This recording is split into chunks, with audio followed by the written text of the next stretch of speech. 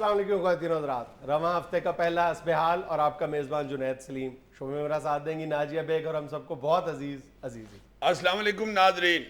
अस्सलाम वालेकुम। नाजरीन सर मंडवाते ही औले पड़े। किसके तुम्हारे?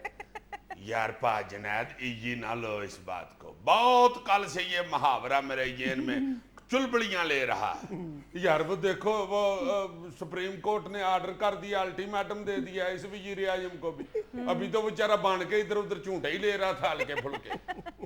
वो कोर्ट ने ऑर्डर कर दिया कि 2 हफ्ते के अंदर अंदर खत लिखो नहीं तो छुट्टी करो। हाय हाय हाय भाईजान खत यार तो अभी लिखना तो वो पड़ेगा। कुर्सी सीधी पतरी कर रहे थे बेचारे। खत तुम्हारा लिखना पड़ेगा, इसके सिवा तो कोई चारा नहीं। नहीं यार कोई और चारा भी होना चाहिए, ऐसे तो ना करो यार खुदा तुम के बता लिए। दो, तुम सजेस्ट करो यार अगर कितने तुम्हारे को पास वजीर कोई आजम हम बदलेंगे। मेरी बात सुनो, अगर तुम्हारे पास वैसे कोई तजवीज होती तो तुम अपने मुर्शद को ना देते तजवीज। हाँ ये भी बात तुम्हारी ठीक। मुर्शद के जाऊं अपने मुर्शद के। हाय हाय अब नहीं, अब कोई दम खम नहीं। लाहौर बेचारे उतरे हैं एयरपोर्ट पे, तुम मेरे में दम खम कह रहे हो, मुर्शद में नहीं, मुझे दम खम नहीं है। उधर बेचारे खड़े थे आराम से, वो प्रेस कॉन्फ्रेंस टैप हो रही थी, वो मुख्तलिफ चैनल के माइक आगे आए हुए थे। की है बात, उन्होंने बात तो की है, यार करनी पड़ती है। मुर्शद ने कोशिश बहुत की है अपने आप को कंपोज करने की कि लोगों को उनके अंदरूनी जज्बात और एहसासात जो है उन पर जाहिर ना हो। Exactly. लेकिन ताड़ने वाले क़यामत की नजर रखते हैं। यार अब ये जो नया लड़का वजीर आजम बना है राजा अशरफ चौहान, और यार अशरफ चौहान तो MP है गुजराले का, ये अपना परवेज रशीद, परवेज अशरफ यार, आप राजा परवेज अशरफ जी। अब 2 हफ्ते के बाद इनको भी ताड़ने वाले क़यामत की नजर रखते हैं, हो जाएगा। जब तक वो कोई रास्ता नहीं निकालेंगे अपने लिए, मुल्क के लिए, पार्टी के लिए, उनके साथ भी यही होगा। यार रास्ता कहाँ से निकालने को, रास्ता बताओ भी तो सही ना। तुम देखो तो सही, एक पासे पार्टी है उनकी, उनका पार्टी का सदर भी और मुल्क का सदर भी है, दूसरे पासे सुप्रीम कोर्ट है, वो कह रहे हैं खत लिखो। अब किस मुंह से खत लिखे? यार मेरी बात सुनो, रास्ते और ऑप्शंस कभी भी बंद नहीं हुआ करते सियासतदानों के लिए, हुकूमतों के लिए, जो रहनुमाओं के लिए, लीडर्स के लिए, और ख़ास तौर पर ऐसे लीडर्स, ऐसे पॉलिटिशियंस जिनके साथ पब्लिक सपोर्ट हो और वो इखलास के साथ अपने फैसले करते हो, उनके लिए कभी भी ऑप्शंस बंद नहीं होती। ये जब से हमारे यहाँ सुप्रीम कोर्ट वर्सेस हुकूमत ये मामला चला हुआ है, कमोबेश उसी वक्त से मुख्तलिफ इस्लामी मुल्कों में भी मुख्तलिफ तहरीकें चल रही हैं। मिस्र की मिसाल तुम्हारे सामने है, जहाँ पर डॉक्टर मुर्सी की सदारत को तस्लीम किया गया चंद रोज़ पहले, बल्कि कहना चाहिए बादल नखास्ता तस्लीम किया गया। अब उनके रास्ते में जितनी रुकावटें खड़ी की गई हैं, वो हमारे यहाँ तो उसका अशरे शीर भी नहीं है। हमारे यहाँ तो एक ऐसी अदलिया पर इल्ज़ाम लगाया जा रहा है ना जानिबदारी का, जो एक डिक्टेटर के खिलाफ उठ खड़ी हुई थी। यानी कितनी बड़ी ना की थी हमारे चीफ जस्टिस ने। और मिस्र में तो एक ऐसी अदलिया के फैसले कबूल करने पड़ रहे हैं हुकूमत को, वहाँ की जो विनिंग पार्टी है, जो फातेह जमात है, एक ऐसी अदलिया के फैसले उसको कबूल करने पड़ रहे हैं जो 100% साबिक डिक्टेटर के हाथों से चुनी हुई अदलिया है। उसका एक एक जज जो है वो हुस्नी मुबारक का अपना जाती जज था। उस दस्तूरी अदालत ने एक ऐसी पार्लियामेंट को मुअत्तल करार दे दिया बैक जुम्बश कल्म, जिसमें 140 हफाज़े कुरान थे, 180 अरकान ऐसे थे जिनको आधे से ज्यादा कुरान हिफ्ज है, और मेरा ख्याल है कि 100 के करीब अरकान पार्लियामेंट ऐसे हैं जो शेखुल हदीस है, और 170 अरकान पार्लियामेंट ऐसे हैं जो PhD की डिग्री रखते हैं। वाह वाह वाह। अब एक अदलिया ने एक यानी with one stroke of pen एक ऐसी पूरी की पूरी पार्लियामेंट को मुअत्तल करार दे दिया, लेकिन वहां की जो विनिंग पार्टी है उसने उस फैसले को बादले नखास्ता ही सही लेकिन कबूल कर लिए और अपना सदर, अल्टीमेटली अपना सदर इलेक्ट करवा लिए। डॉक्टर मुर्सी की पार्टी वो है जो आज तमाम मामला हल होने के बावजूद आज भी अल तहरीर स्क्वायर पे लाखों की तादाद में लोग मौजूद हैं और वो सुबह जो है यौम फतह मना रहे हैं। यार पाज जनाब, ये जो डॉक्टर मुर्सी है, इसका मुतल्लक अखबारों में मैं पढ़ रहा था यार, अजीब, ये भी कोई सूफी सा आदमी है। वो अहमद निजाद की तरह इसके मुतल्लक भी लिखा हुआ था कि बहुत ही सादा और बड़ा पढ़ा लिखा बंदा है, PhD है यार ये इंजीनियरिंग में। जी, कैलिफोर्निया यूनिवर्सिटी से PhD की है और एक तवील अरसे तक दरसो तदरीस भी करते रहे। वो मैंने सुना है कि उसको कहा गया है ना जी कि ईमान सदर जो है प्रेसिडेंसी वहां तशरीफ ले चले, तो उसने कहा मैंने नहीं वहां जाना। वो किसी प्लाजे में अल्लाह लोग के कुछ 4थी 5वीं मंजिल पे रहता है, कहता है मैंने इसी फ्लैट में रहना, मैंने नहीं जाना। और उनकी जो अहलिया हैं उन्होंने इनकार कर दिया है, मीडिया से रिक्वेस्ट की है कि मुझे खातून अव्वल के नाम से ना पुकारा जाए। और वो जो तुम कलपते होते हो ना कि यहाँ के हमारे जो हुक्मरान है वो एक कदी गड्डी बस रखें सदर और वजीर आजम अपने साथ प्रोटोकॉल। बिल्कुल, डॉक्टर मुर्सी ने एग्जैक्टली यही किया है कि प्रोटोकॉल या सिक्योरिटी के लिए ऑर्डर किया है कि मेरे साथ सिर्फ एक गाड़ी सफर किया करेगी। और आते उन्होंने जो सबसे पहला ऑर्डर किया, उन्होंने कहा है कि पूरे इजिप्ट में जो सदर की तस्वीरें आवेजा की जाती हैं सरकारी दफातर में, ये फौरी तौर पर मेरी कोई तस्वीर आवेजा ना की जाए। और डॉक्टर मुर्सी ने जो अपनी पहली कैबिनेट मीटिंग चेयर की है, उन्होंने अपने अकब में अपनी तस्वीर नहीं आवेजा की बल्कि अल्लाह का नाम आवेजा किया है उन्होंने। और ये तुम तस्वीर में देख रहे हो, हुस्नी मुबारक के दौर की भी तस्वीर नजर आ रही है कैबिनेट मीटिंग की। हाँ, ये नीचे वाली तस्वीर हुस्नी मुबारक की है ना, वो इजलास की सदारत कर रहा है और उसके पीछे उसकी फोटो लगी हुई है। और ऊपर देखो वो डॉक्टर मुर्सी साहब जो है वो अल्लाह के नाम के जेरे साया बैठ के इजलास कर रहे हैं। वाह जी वाह। यार बात ये है कि जब आपके साथ पब्लिक सपोर्ट होती है, जब आपको अवाम की ताइदो हमायत हासिल होती है, तो फिर ये छोटी मोटी रुकावटें या तो आप अबूर कर लेते हो या आप अपना रास्ता जो है बहुत हिकमत और तदब्बुर के साथ तब्दील कर लेते हो। और जब आपके साथ पब्लिक सपोर्ट होती है तो फिर वो पब्लिक सपोर्ट नजर भी आती है। मगरबी ज़राए इब्लाग खुद ये एतराफ कर रहे हैं कि जिस दिन से डॉक्टर मुर्सी की सदारत का ऐलान हुआ है उस दिन से लेकर आज तक मिस्र का जो काहिरा का स्टॉक एक्सचेंज है उसमें हर 1 मिनट के बाद $30 मिलियन का इजाफा हो रहा है। लो भाई भाजनाद, एक बात मुझसे लिखवा लो, अगर तो जो हम ये मीडिया के ऊपर देख रहे हैं और पढ़ रहे हैं इस बंदे के मुतल्लक डॉक्टर मुर्सी जो है अगर इसी नीयत का आदमी है और ये बिल्कुल वाज़े तौर पे अंदर से और बाहर से एक जैसा है, जो वो लेके आया है ना अपना शेड्यूल और जिस तरह की उसकी नीयत है, इन्नमल अमालु बिन्नियात, अमलों का दारोमदार नीयतों पर है।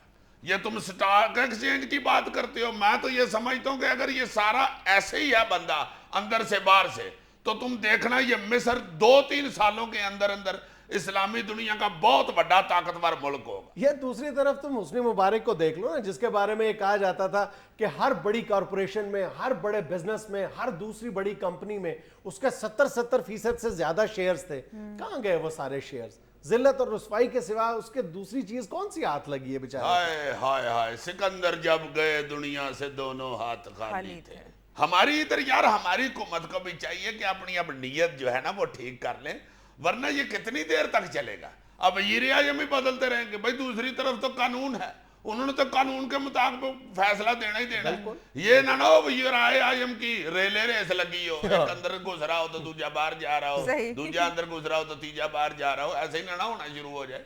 हमें पूरी दुनिया में अपना ठठाना ना बना ले, कोई इज्जत वाला रास्ता इनको भी निकाल लेना चाहिए। वाकई तुम्हारी बात ठीक है, रास्ता तो निकल सकता है किसी भी चीज के लिए, उसके हल के लिए रास्ता अगर इंसान चाहे अच्छी नीयत करके तो वो निकल सकता है। वरना फिर हम इसी तरह बैठ के कभी महातीर की मिसालें देंगे, कभी अहमद-ए-नियाद की तारीफें करेंगे, कभी डॉक्टर मुर्सी को सलाम पेश कर रहे होंगे, उसको दादें दे रहे होंगे और अपने रोने रो रहे होंगे बैठ के। नाज़रीन में लेना एक छोटा सा वक्फा, हमारे साथ रहिएगा।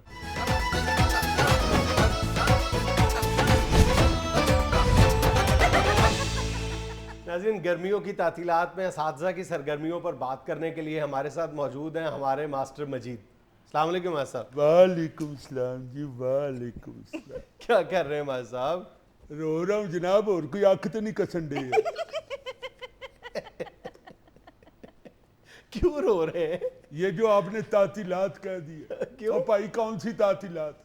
ताती का तो मुझे पता नहीं, लात अलबत्ता हर थोड़ी देर बाद पड़ रही है मुझे। कभी सज्जियों लात, कभी खब्बियों लात, कभी कमर में लात, कभी गर्दन पे लात, लात ही लात रह गई है। ताती का तो पता ही नहीं किधर है। क्यों, क्या हो गया है मास्टर साहब? और जी कोई एक चीज हो तो बताऊं, अब तो शक्ल ही बताऊं जैसी हो गई। वो जो पिंड के मलक साहब है, उन्होंने मेरी ताती लात में ऐसी लात मारी है कि ताती लैदा और लात लैदा हो गई। क्यों मतलब हुआ क्या है? अब बेटा जी होना क्या था, होना क्या था, होना क्या था। मलक साहब को आजकल दौरा पड़ा हुआ है बीए करने का। अच्छा। मुझे कहते हैं मास्टर मजीद तुमने मुझे बीए कराना है, ऊपर से मुझे डेरे पे बुला के कह रहे हैं। और उनके डेरे पे तो अच्छा वाला बंदा आगे से जी जी कहता है, बाहर कहीं मुझे कहते तो मैं आगे से को आर्गू भी करता। अब उनके डेरे पे बैठा हुआ था, मैंने उन्हें बड़ी समझाने की कोशिश की। मैंने कहा मलिक साहब अब सियासत में बीए कोई जरूरी नहीं रहा, कोई जरूरत नहीं है बीए की। आगे से मुझे कहने लगा मास्टर मजीद सियासत और वक्त का कोई पता नहीं, अच्छा अब बीए मैंने करना ही करना है मलक साहब बेचारे अब काले अनपढ़। काले हाँ जी, ये काले अनपढ़ इसलिए कहा है कि मलक साहब अलफ काले हैं, इतने सख्त काले टीट कचूर हैं कि उनके साथ चिट्टे अनपढ़ लगाते हुए भी मुझे शर्म आ रही है। अब यकीन करेंगे जुनैद साहब, लोड शेडिंग का पाकिस्तान में सबसे ज्यादा नुकसान मलक साहब का हुआ है। वो जनाब 18-18 घंटे बिजली गई रहती है, 18-18 घंटे मलक साहब का पता ही नहीं चलता है किधर है। अच्छा। वो तो जब किसी बात पे हंसते हैं और उनके लब खुलते हैं और दांत कुशाई होती है तो फिर कोई कामा रौला डालता है, ओए मलक साहब ये बैठे हुए हैं। लो जी, मैंने मलक साहब को बहुत समझाया कि मलक साहब पहले मैट्रिक करें, फिर एफए करें, फिर बीए करें। आगे से मुझे कहते हैं मास्टर तू मेरा अब्बा न बन, मास्टर बन।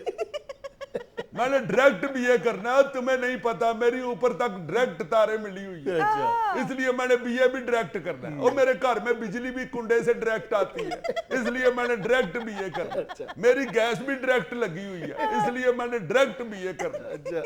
मैंने कहा अच्छा भाई जी, कहते कल डेरे पे आ जाना। मैं दूसरे दिन डेरे पे चला गया। अच्छा। हाथ में मैंने क्वेश्चन पेपर और आंसर शीट दे दी, मुझे कहते हैं बैठ के हल करो। अब मैंने कहा जनाब मैं कैसे हल करूं, मैंने पढ़ के बीए किया होता तो मैं मास्टर ही लगता। और मेरे साथ कोई ऐसा बंदा तो बनाए जिसकी नकल करके मैं हल करूं। अच्छा। लो जी, मेरे मुंह से ये फिक्रा निकला है तो ऊंची आवाज में कहते हैं रहमिया फिर छड़ दे कुत्ते। ओए होए। एडा एडा बड़ा कुत्ता, हाय हाय हाय हाय। लो जी, मैं जवान बंदा दे वेख्या सी, जवान कुत्ता मैं पहली बार वेख्या।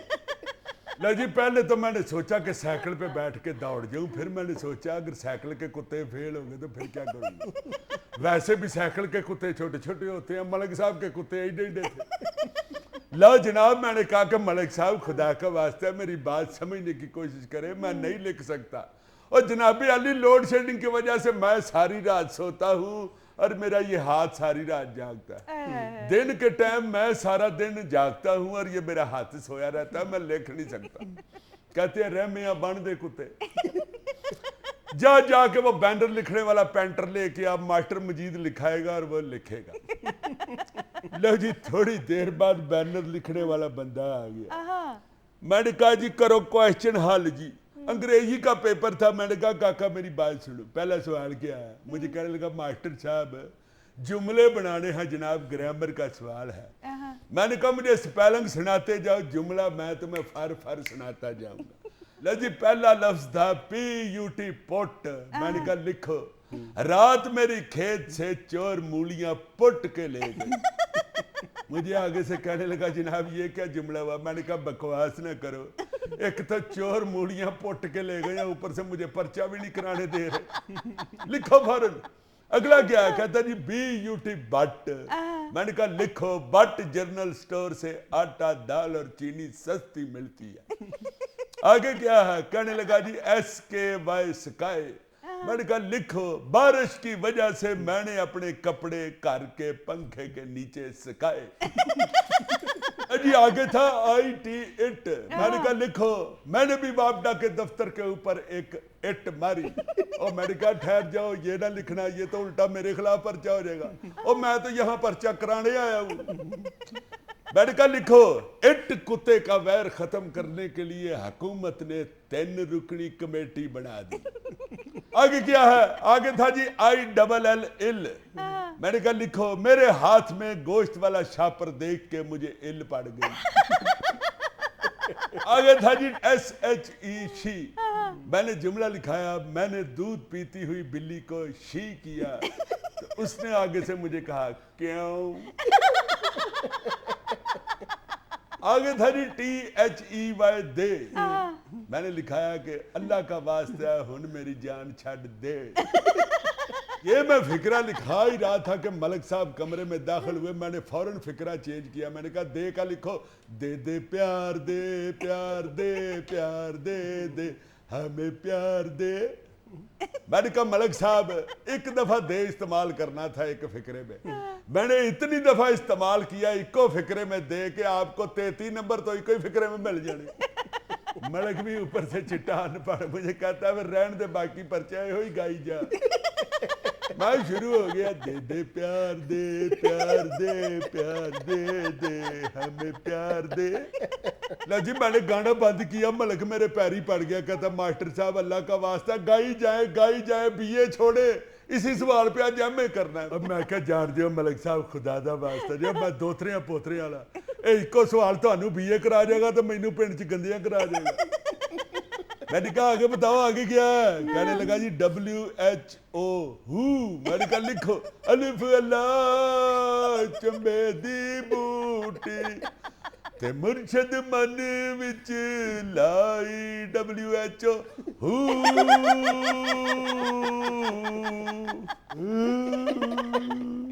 मासी जी आप बार-बार आंख में क्या कर रहे हैं? रो रहा हूँ बेटा जी, रो रहा हूँ, और ये आंख को 5 मिनट पीछे नहीं जिसे चाबी दे के आगे करता हूँ। रो इसलिए रहा हूँ कि रिजल्ट आने वाला है। अब मैंने अपनी बेगम से बड़ी दफा कहा कि पढ़िए लोग के अपना सारा जेवर बेच के मेरी इंश्योरेंस करा लो।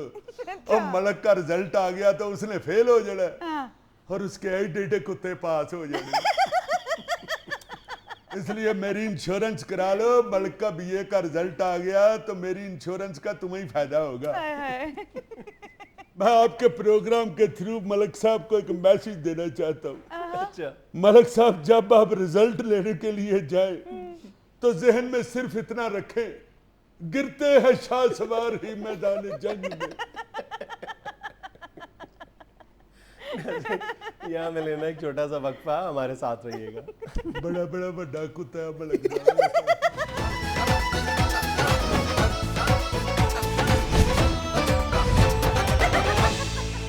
यार पा जुनैद, वो जो हमारे चैनल पे एक शो चलता है तलाश अनीक नाजी साहब का, यार वो कल वाला शो तुमने देखा? Very interesting. हाय हाय हाय हाय, वो क्या प्रोग्राम था यार। वो उसमें वो जो पुराने सियासी वर्कर हैं वो बेचारे किस तरह आके अपनी मेहनतों का और अपनी मुशक्कतों का और सजाओं का जिक्र कर रहे थे, और साथ रो रहे थे कि हमें पार्टियों ने पूछा ही नहीं, हमने पार्टियों के लिए अपने लीडर साहबान के लिए क्या क्या कुर्बानियां दी हैं, किस किस तरह जेलें काटी हैं और किस किस तरह हमने जुल्म सितम सहे हैं आमरों के। और जब ये हमारे लीडरों ने जमहूरी हुकूमत बनाई है तो इन्होंने हमें को वाई मार के पूछा ही नहीं कि कोई पानी शानी पीता है कि कोई नहीं। तुम अपनी तारीख उठा के देख लो। उठाओ जी, आओ जी, कितने पई उठाई, उठो अल्लाह की तारीख उठाए। पहले बात तो सुन ले उनकी। किधर है जी तारीख? तुम अपनी तारीख पर नजर डाल लो। चलो लाओ, तो उनको मेरे सामने हो तो मैं नजर डालूं ना या उठाऊं? अब मैं बात करूं या छोड़ दूं? नहीं, मुझे किस लिए कह देते हो कि तुम तारीख उठा के देख लो, को अपनी जिम्मेदारी भी समझो ना। चलो मैं तारीख पर नजर डाल लेता हूं, अब ठीक है? हाँ ठीक है, ये ठीक है। जब मैं तारीख पर नजर डालता हूं तो मुझे नहीं, पहले नजर डालो फिर बात करो यार, मैं तो बोलता जा रहा है। जब मैं तारीख पर नजर डालता हूं तो मुझे तो यही लगता है कि जब भी हमारे यहाँ कोई भी नई हुकूमत बनती है, जब भी कोई नया हुक्मरान मसनद इक़्तिदार पर बराजमान होता है, तो सैकड़ों हजारों की तादाद में ऐसे लोग खुम्बियों की तरह मशरूम ग्रोथ होती है ऐसे लोगों की, जो ये गिला करते हुए नजर आते हैं कि जनाब हमारे साथ नाइंसाफ़ी हो गई है और साहब बहादुर हमें इक़्तिदार में आते ही भूल गए और तोता चश्मी इख्तियार कर ली।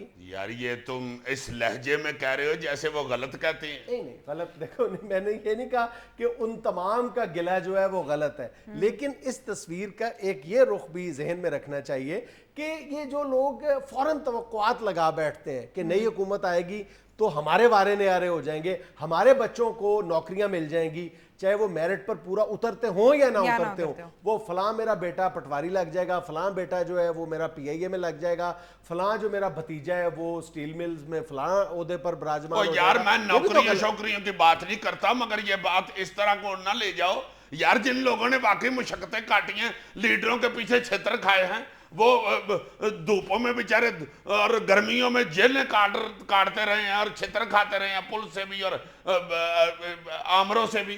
तुम्हारा क्या ख्याल है? उनको बिल्कुल इग्नोर कर देना चाहिए, उनको इज्जत देनी चाहिए, क्यों नहीं देनी चाहिए? इज्जत आहिस्ता बात करो, आहिस्ता बात कर रहा हूं, आहिस्ता ही कर रहा हूं बात। आहिस्ता बात करो। मैं ये कह रहा हूं कि इज्जत देने का सिर्फ एक ही मयार है कि उसको कोई ओहदा दे दिया जाए या उसके बेटे को नौकरी दे दी जाए, ये तो गलत है ना। और दूसरी तरफ तुम लोग क्यों, ये कोई भी सियासी कारकुन इस नियत के साथ सियासी जद्दोजहद में शरीक होता है कि कल को उसकी पार्टी इक़्तिदार में आएगी तो उसको कोई ओहदा मिल जाएगा, इसका मतलब है कि वो किसी नजरिए के लिए काम नहीं कर रहा, वो अपनी जात के लिए काम कर रहा है। इसका तो सीधा चलो ठीक है, उनको ना दो जी होते, अपने तियों पुत्रों को अपने खानदान में ही होते, वो भी गलत है, वो भी गलत है, वो भी गलत है। तो फिर और किसको लेके आना है इन्होंने आगे? उनको ही लेके आना ना जिन्होंने मशक्कतें की हुई हैं। ये क्या बात है भाई, जो मेरिट पर पूरा उतरते हैं, जिनमें अहलियत है, खा आपने पार्टी का ओहदा देना है या किसी को मुलाजमत देनी है। मेरिट यही है जिन्होंने जमहूरियत के लिए अपनी जानों को अजाब में डाला है, जिन्होंने जमहूरियत के लिए मेहनत की है, वही जमहूरी हुकूमत में ओहदों में हकदार। फिर रोने क्यों रोते हो? अगर पीपल्स पार्टी ने हजारों की तादाद में जियालों को नवाजा है, नौकरियां दे दी हैं, मुख्तलिफ कारपोरेशंस में, मुख्तलिफ सरकारी इदारों में नौकरियां दे दी हैं, तो फिर रोते क्यों? फिर पीपल्स पार्टी ने ठीक किया। फिर कल को नवाज शरीफ की हुकूमत आएगी तो वो अपने मत वालों को इसी तरह नवाज देंगे, वो भी ठीक करेगा। फिर रोना क्यों रोते हो? मैं तो नहीं रोने रो यही करना चाहिए, नहीं करना चाहिए, मगर जिन लोगों ने आम करना चाहिए यार, जिन्होंने मुशक्कतें की हुई हैं, जिन्होंने मारे भाई, मुशक्कतें एक नजरिए के लिए की है ना। तो नजरिए के लिए की है, तो इसका मतलब ये है कि वो नजरिए के साथ वफादार है, वो नजरिए के पीछे मेहनत करना जानते हैं। मुल्क के लिए होता है नजरिया, मुल्क के लिए होता है। तो मुल्क के अंदर ही कह रहा हूं उनको होते दो, और मैं क्या रहा हूं टम्बकटू में वजीर लगा रहा हूं। ऐसे बोलते जा रहा, इसका मतलब है हम तो अपने लिए मांग रहे हैं ना, मुझे पार्टी में ओहदा दे दो, और मेरे किसको बच्चों ओहदा को दिया जाए बताओ मुझे? कोई किसी जर्नलिस्ट को बुला के ओहदा नहीं, बिल्कुल नहीं, बिल्कुल नहीं। जो जमहूरियत के लिए काम कर रहा है, मेहनत कर रहा है, जो जानता है कि जमहूरियत क्या चीज है, उसी ने जाके जेल काटी है, उसी ने जेलों में कोई मयार नहीं। ये जरूरी नहीं है कि कोई शख्स जो है वो लच्छेदार गुफ्तगू कर लेता हो या किसी जलसा आम को गरमा सकता हो अपने पुरजोश नारों और तकरीरों से, वो शख्स जो है अच्छा लीडर भी बन सकता है। ये कोई जरूरी नहीं है। आप मेरिट देखते हो, आप अहलियत देखते हो, यही मयार होना चाहिए। पार्टी का ओहदा देना हो या नौकरियां देनी हो, कोई मेरिट तो रखो। नहीं, बिल्कुल ठीक है, बिल्कुल ठीक है। ये जो लोग पकड़े गए हैं ना, ये जो बेचारे कल अपने रोने रो रहे थे तलाश में, ये मेरा ख्याल है एक बंदा तो सरिया उठाता हुआ शायद पकड़ा गया। फजूल बातें शुरू कर देगा। मैंने कब कहा है कि उनकी कुर्बानियों का इतराफ नहीं किया जाना चाहिए, उनके साथ इंसाफ होना चाहिए, उनकी कुर्बानियों का इतराफ होना चाहिए, उनकी इज्जत अफजाई होनी चाहिए, लेकिन मेरिट से हटकर कोई कदम नहीं उठाना चाहिए। और जो लोग ये तवक्कुआत लगा लेते हैं उनको भी गलत कहना चाहिए हमें। आओ, इज्जत तो यही है ना कि उनको ओहदा दिया जाए, उनको को पार्टी में इज्जत दी जाए। और इज्जत क्या मतलब? उस बंदे को खड़ा के आगे से ये करना शुरू कर दे। क्या बात है, वाह वाह। अब इस बात जिस पिनियों के ऊपर पुलिस ने उसको छितर मारे हुए हैं, बंदा कर ले आओ जी, ले आओ, बड़ा पिनिया दे उते लितर वजन, अब तेल फड़ा में नहीं, जिस शख्स ने मार खाई हुई है उसको पीआईए का चेयरमैन लगा दिया जाए, चाहे वो मैट्रिक फेल हो, ठीक है? नहीं, ये मैं नहीं कह रहा। तो फिर तुम क्या कह रहे हो? मैं ये कह रहा हूं कि उसको इज्जत देनी चाहिए। तुम्हें खुद नहीं पता तुम क्या कह रहे हो। अल्लाह जी, मैं ये कह रहा हूं अपना ये कह रहा हूं जी। एक छोटी सी कमर्शियल ब्रेक, हमारे साथ रहिएगा। अब इसके पास मेरी का जवाब नहीं था ना, इसलिए ब्रेक ले लिया।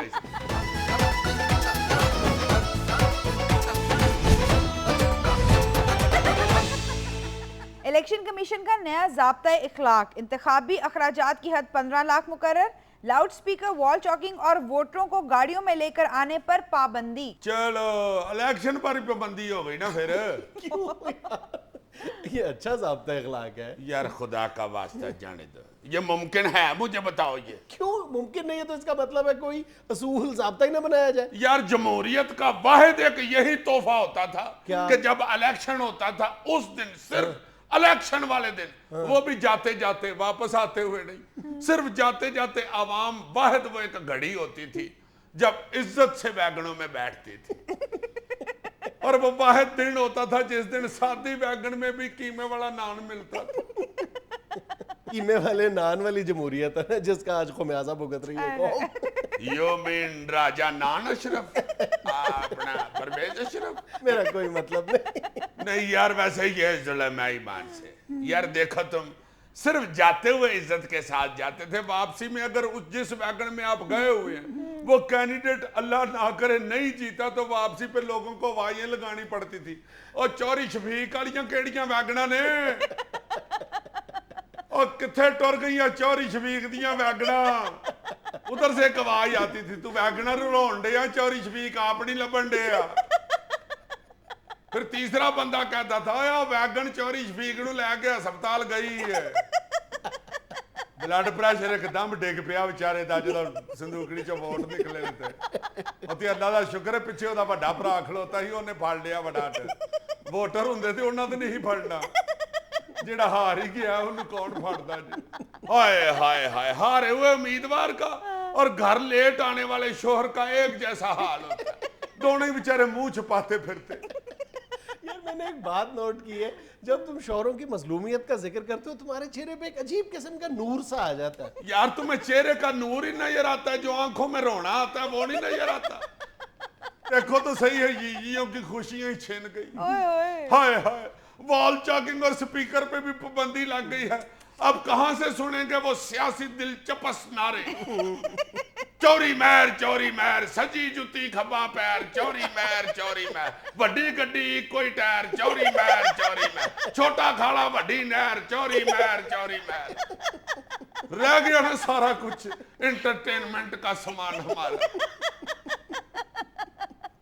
वजीर आजम राजा परवेज अशरफ ने कहा है कि अगर 100 मील की रफ्तार से भाग सकता हूं तो अब 120 मील की रफ्तार से मसले हल करूंगा। इथे रख राजा साहब और जनाब आप 100 की स्पीड में भागे थे तो बात 18 घंटे तक पहुंच गई थी अब 120 से दौड़ेंगे तो 24 घंटे बराबर ना कर देना खुदा का वास्ता स्पीड हौली रखें जनाब जो 24 घंटों में से एक आधा घंटा हम एक दूसरे की शक्लें पहचानने में लगाते हैं ना जी वो ना अंधेरे में डूब जाए अब आप जनाब स्पीड को छोड़े आप अपने आप को हाइब्रिड सिस्टम पे करवा ले ताकि 60 किलोमीटर तक आप बैटरी पे चलते रहें क्योंकि ना पेट्रोल है ना बिजली है ना गैस है क्या जरूरत है स्पीड बढ़ाने की वैसे भी राजा साहब भागने का मसाइल के हल से क्या ताल्लुक है अगर तेज भागने से ही जनाब मसाइल हल होते हो तो रोनाल्डो पुर्तगाल का सदर होता है यूं अकल से मसाइल हल होते हैं जनाबे आली तेज दौड़ने से नहीं मसाइल हल होते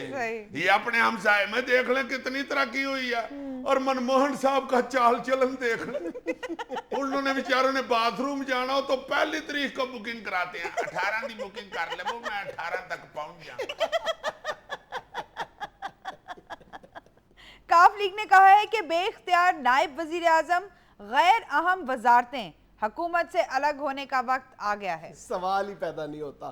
मेरी बात लिख लो, हुकूमत के खात्मे से आधा घंटा पहले तक काफ लीग हुकूमत से अलग नहीं होगी और ये उसी तरह की धमकियां हैं जैसी MQM देती है यार तुम इसको दूसरी तरफ से क्यों नहीं देखते अब इलेक्शन नेड़े आने वाले हैं इसलिए ये रौला डाल रहे हैं वैसे ईमान से काफली के इस बयान से मुझे आड़ू ग्रेनेड याद आ गया जिस दावत पे भी जाता है ना 2.5-3 घंटे टका के खा के आखिर जब बाथरूम में हाथ धोने जाता है तो कोई रटा डाल लेता है मैं बाइकाट करता हूँ तुम्हारी दावत का फिटे मुंह ऐसी दावत का बाथरूम में तौलिए भी गंदे लटकाए हुए हैं वाह जी वाह बंदा पूछे तुम्हें उस वक्त क्यों नहीं बाइकाट याद आया जब तुम बिरयानी की 16वीं प्लेट डफ रहे थे उस वक्त तो तुम चमचा भी नहीं थे उड़ीक रहे हाथ के साथ ही ऊपर सालन डाल रहे थे इधर से तरी चो के तुम्हारी कंडी तक पहुंची हुई थी खाने की इतनी तेजी थी तुम्हें अल्लाह माफ करे यर्दे के ऊपर लिबू निचोड़ के खा रहे थे और साथ कह रहे थे डॉक्टर ने मीठा मना किया भाई बंदा पूछे यर्दा मिठा लिबू खट्टा और 5 किलो के पेट के अंदर तुम 12.5 किलो खुराक डाल लेते हो उस वक्त तुम्हें बाइकाट नहीं याद आता तौड़िया गंदा देख के तुम्हें बाइकाट याद आ गया मशहूर लोक फनकार आरिफ लोहार को भारत ने वीजा देने से इनकार कर दिया तो साथ वजह भी बताओ ना क्या वजह है मेरा ना हर बात में इंडिया के खिलाफ हो जाए वो चिमटा अपना आरिफ लोहार साथ लेके जाना चाह रहा तो चिमटा तो उसकी पहचान है यार वो यार चंगी पहचान है दहशतगर्दी की अलामत है उधर इंडिया में जाकर चिमटा बजाना शुरू करे अगर बाल ठाकरे का चिमटे में मुंह आ गया फिर कौन जिम्मेदार है वो तो चिमटा बजाते हुए देखता भी नहीं सजे खबे कौन बैठा हुआ ऊपर से अल्लाह माफ करे जो बाल ठाकरे के मुंह की हालत हो गई हुई है हमें 5-6 फायर भी चिमटे के उसके मुंह पे हो गए तो मुंह की गचक बन जानी हाँ अब तो उसकी उम्र ऐसी हो गई है कि अपने ड्राइंग रूम में बैठा हुआ घबराया होता है जैसे किसी का कबूतर किसी के बनेरे में बैठ के नहीं घबराया होता अल्लाह जानता है इतनी उम्र का सांप तो आप ही दवाई बांध के शीशी में घुस जाता है अंदर जाके बाहर वालों को कहता है बंद कर दियो, ढक्कन आ गया पूरा मैं। ऊपर से आरव लोहार ने पहला गाना ही शुरू करना है, दम गुटकू। बाल ठाकरे ने कहना वेखिया मैं क्या सी ना मैनू छेड़ेगा। एक छोटा सा वक्फा, हाजिर होते हैं दिलचस्प तस्वीरों पर तबसरे के साथ।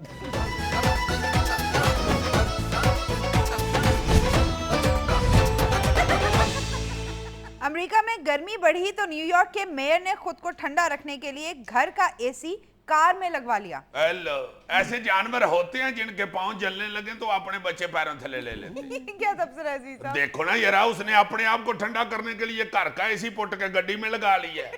घर बच्चे बेचारे गर्मी से तड़फ रहे होंगे। मेरे पास इसकी तस्वीर भी है, दिखाऊं? दिखाओ यार। ये देखो। आहा, वो डिग्गी खोल के दिखा भी रहा है कि ये देखें एसी फिट हो गया। और मिस्त्री मेरा ख्याल है रिमोट पकड़ के उसकी वाह तेज कर रहा है। इस मिस्त्री ने इसे मत दी होगी, लगवा लो एसी, कोई ऐसी बात नहीं। गड्डी आपकी में नलका भी फिट हो सकता है। अगर आपको साल में एक आधी दफा नहाने की जरूरत पड़ी तो गड्डी में ही नहा लेंगे, फिक्र ना करें। उसके बाद अगर सुई गैस की जरूरत हुई तो वो भी गाड़ी में फिट कर दो। अमेरिका में भी गैस सुई गैस ही है। सुई गैस ही होती है, उधर क्या मोई गैस होती है? चलें अगली तस्वीर देखें। ये ले। वाह जी वाह, वो देखो नीचे बैठ के लोग फोटो खिंचा रहे हैं और ऊपर से कुछ लोग उन पे पानी फेंक रहे हैं। इसे कहते हैं क्विक सर्विस। वो पहले होता था ना फोटो 2 दिन में धुलवाएं, फिर आहिस्ता आहिस्ता हो गया 1 दिन में धुलवाएं, फिर आ गया 1 घंटे में धुलवाएं, अब आ गया फोटो खींचते ही धुलवाएं। ये फोटो वाले लोग जब बुढ़े हो जाएंगे ना तो अपने दोतरों पोतरों को दिखाएंगे कि पुत्र ये जेड़ा बहुता भिजे है ना ये मैं। दादा बू आप क्यों ज्यादा पिंज गए थे? बेटे मेरे दाएं बाएं दोनों बंदे गंजे थे, सारा पानी उनकी टिंड से तिलक के मेरे ऊपर आ गया था। चलें अजीज साहब अगली तस्वीर देखें। दिखाएं जी दिखाएं। ये ले। हैं ये स्पाइडरमैन बैठा हुआ है सीढ़ियों पे। जी। हाय हाय हाय, मेरा हाल है पाकिस्तान आया, बेचारे का पेट्रोल गैस मुक गई है तो पौड़ियों में बैठा हुआ है। बेचारा बैठ के सोच रहा है बूढ़ू कैसे, ना बिजली ना गैस, कोई कन्नी दे दे मुझे। अब्बा कहता रहा पुत्र पाकिस्तान जा रहे हो तो कमर पे यूपीएस बांध लो। नहीं अब्बे की सुनिए, अब खजल हो रहा। कहा मैं सारी दुनिया में उड़ता फिरता था, पाकिस्तान पहुंच के अब बंस रोड से कमाड़ी जाने के लिए अड़ीक रहा हूं वैगन। पता नहीं कब वैगन आएगी, कब वहां पहुंचूंगा। ऊपर से जेब में किराया भी कोई नहीं, भूखा मर गया हूं मैं। दूसरे मुल्कों में तो उड़ता फिरता था, उड़ते उड़ते दरख्तों से अमरूद तोड़ के भी खा लेता था, कोठियों से कबूतरों का बाजरा खा जाता था। अब यहाँ पे सड़कों सड़की पता नहीं किधर किधर खजल होना पड़ रहा है। अम्मा कहती रही पुत्र स्पाइडरी छोड़ दे, एसी फ्रिजों का काम सीख ले। मगर वो भी सीखा होता तो पाकिस्तान में किस काम का। ना यहाँ पे बिजली है, एसी फ्रिज चलता ही नहीं तो ठीक किसने कराना था। अच्छा अजीज साहब बस करें, अगली तस्वीर देख लें। दिखाएं जी दिखाएं। शाबाश। गैस पेट्रोल वाली बात फिर आ गई ना। ये मेरा ख्याल है किसी अजीजी ने अपनी बीवी से पेट्रोल के पैसे मांगे हैं और बेगम साहबा ने गुस्से में उसकी गड्डी कूड़ेदान में फेंक दी। उतरिया रोई तेरी गड्डी 1000 रुपया खा जाती है, मेरे बच्चे भुखे मरने ने, दफा कर इस गड्डी नू। या मेरा ख्याल है गुस्से में गाड़ी ने खुद ही फैसला किया है। कई दिन हो गए हैं मेरे पेट में ना पेट्रोल ना सीएनजी, कूड़े से ही कुछ ढूंढ के खा लूं, भूखी मर गई हूं मैं। अच्छा जी साहब मैं अब आपको वीडियो क्लिप दिखाने लगी हूँ, उन छोटे छोटे क्लिप्स पे ना 2-2 जुमले इनायत फरमा दीजिएगा। जी जी अभी फरमाते हैं, नो ये प्रॉब्लम। लें देखें। वाह जी वाह, अल्लाह फाड़। बहुत अच्छे। घर से बेचारा पैंट शर्ट पहन के जैकेट पहन के सिर पे टोपी रख के आया था, इधर दोस्तों के सामने बेइज्जत हो गया। अल्लाह हाय मैं सदके जाऊं, मेरे मुर्शिद पाक वाला हाल हुआ इसका। मुर्शिद कहाँ से आ गया? गौर तो करो, देखो यार खत लिखूं या ना लिखूं, बाहर निकल जाऊं या वापस कश्ती में आ जाऊं, और गड़ाज बेच। अल्लाह फाड़। ये देखें अगली। हाय हाय हाय, अंग्रेजों के बच्चे हैं, बड़े कॉन्फिडेंस में होते हैं। उसने सोचा होगा अब्बा आप सिगरेट भी पीना ते काफी भी ते सानू सिर्फ फीडर ते लाया ही। अल्लाह फाड़। हमें तो बड़ा कहते हो, दाग तो अच्छे होते हैं, हुण पता लग गई। नेक्स्ट देखिए अजीज साहब।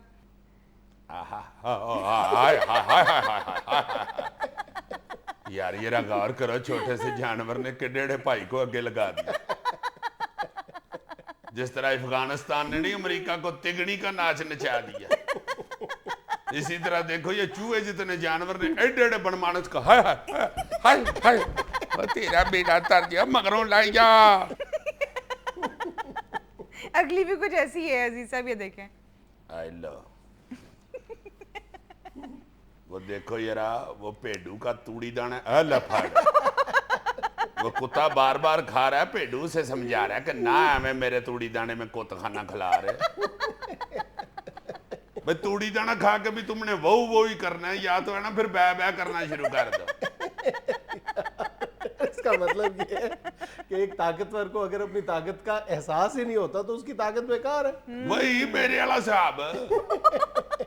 हालांकि मुझे पता भी है मेरी केक किधर से उधर पहुंच जाती है, मगर नहीं, मैं चुप कर रहता हूं। नाज़रीन, आप देख रहे थे आज का हस्ब हाल। खुश रहें, खुश रखें। आपसे मुलाकात होगी इंशाल्लाह कल। अल्लाह हाफिज।